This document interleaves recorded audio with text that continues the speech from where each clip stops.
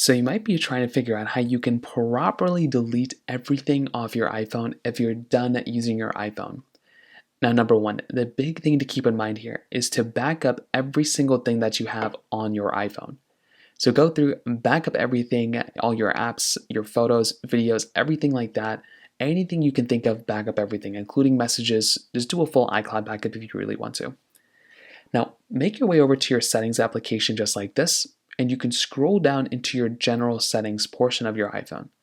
So tap on here, and then what you're going to want to do is you want to scroll all the way down until you find a little option that says transfer or reset iPhone at the bottom.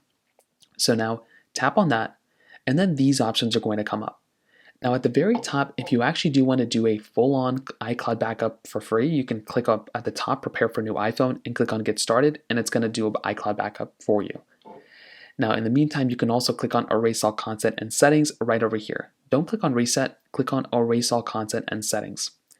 Now what it's going to do is it's going to tell you if you want to erase this iPhone. In this case, once you've done all your backing up, you want to click on continue, and then you want to tap on erase iPhone.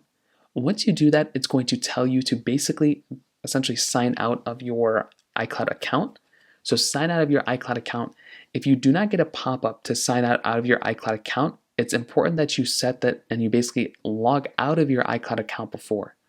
So go inside of your settings application right up here, log into your settings account, scroll down, click on that little sign out button at the bottom, and that's also another very important thing you can do here as well. Before you fully go through and sell this thing, you probably want to do that step first in case it doesn't come up on your reset panel. So that's basically how you do it. If you have any other thoughts or questions, please let me know in the comment section below. Hit the like button, that would mean so much, but definitely hit that subscribe button. More importantly than everything else, I love every single one of you guys. Hopefully I'll catch you guys in the next video. Peace out till then.